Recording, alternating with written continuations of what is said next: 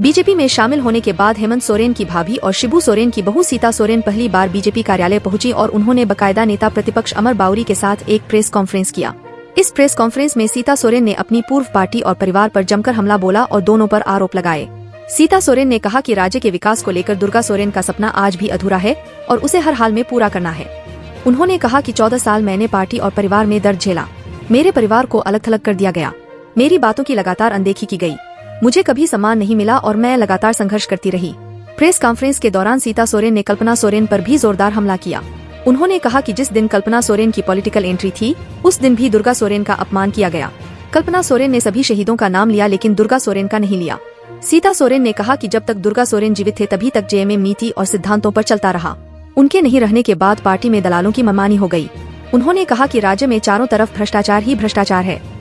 राज्य पूरी तरह अंधकार में डूब चुका है और अब उसे उजाले में लाना है। सीता सोरेन ने कहा कि पीएम मोदी के नेतृत्व में देश लगातार आगे बढ़ रहा है। बीजेपी में महिलाओं को सम्मान भी मिलता है। ऐसे में लोकसभा चुनाव में राज्य की सभी 14 सीटों पर कमल खिलेगा। सीता सोरेन ने कहा कि गुरुजी अब बुजुर्ग हो चुके हैं, उनकी तबीयत खराब रहती है।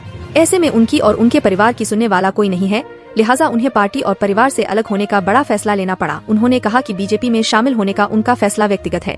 दुमका से हेमंत सोरेन से सामना होने के सवाल पर सीता सोरेन ने कहा कि मैदान में जो भी होगा उसका मुकाबला किया जाएगा और जीत उनकी ही होगी। उन्होंने कहा कि वह बाबा का आशीर्वाद लेकर ही दुमका जाएंगी और चुनाव जीतेंगी। सीता सोरेन ने कहा कि दुर्गा सोरेन की मौत की जांच लगातार उनकी मांग के बावजूद कभी नहीं की गई।